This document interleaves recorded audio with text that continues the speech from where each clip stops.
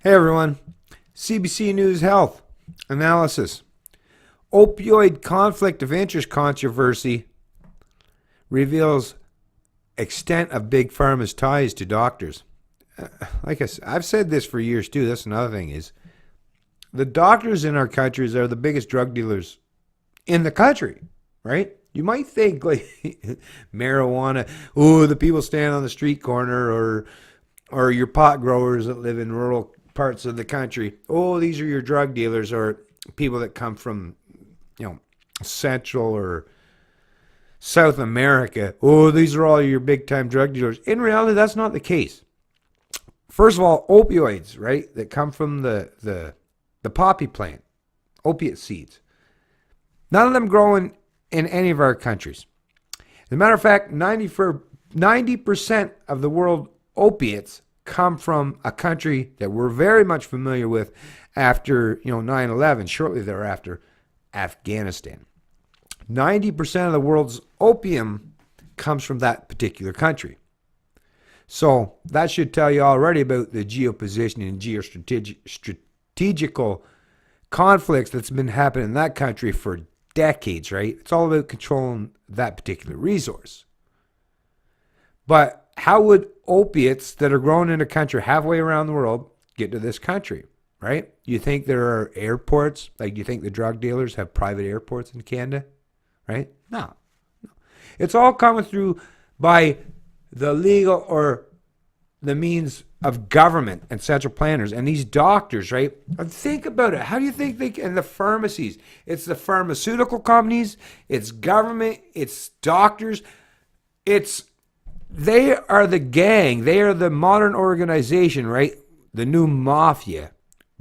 Or the new drug market is instead of people that, weren't part of government, they've been fighting against this whole drug war, right? So now, and they've been winning these central planners because they have gigantic armies and they have, millions of people that they enslaved to pay for these gigantic armies, or even with bonds and fiat currencies and fractional reserve bank, they can even enslave future generations to pay for it. Whereas those in the black market, they don't have that pretense or that concept, right? So, yeah, they've been losing the battle.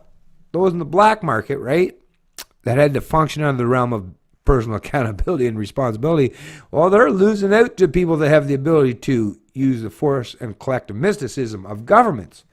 And the doctors today, and if you look out there on the landscape, and you probably know this in your own personal life, I guarantee there's probably some that in your own personal life that are getting these, whether it's oxycodone, codeine, or codone, or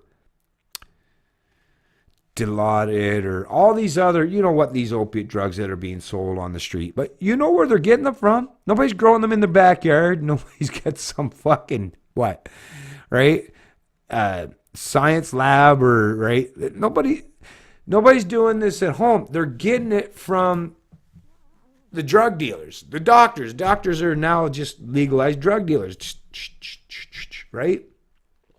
And it's becoming so rampant to the point now where you're having headlines from CBC News. We're talking about how this conflict of interest controversy and with Big Pharma and their ties to doctor. I mean, it's finally coming out, but it's a minor amount of pushback. Are we going to see any change? Because I've actually seen this prevented a few times in history, but I've not seen any real change, right? So governments, like I said, there's too many special interest groups and lobbyists that will, put forth their narrative to governments like, oh, well, listen, it's all about scratching each other's backs. It's the mafia model, right? So it's like, well, if you do this for me, I'll do this for you. So let's scratch each other's back and forget about the underlying negative consequence of all this central plan and all this bullshit, right? Of all this creating this gigantic bureaucracy of governments and corporations and doctors working together to be the legalized drug trade or the drug dealers in this country.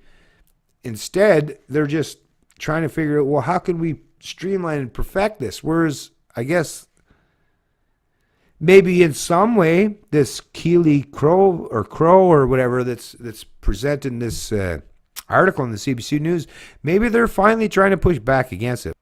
It's Canadian Libertarian. And I love liberty.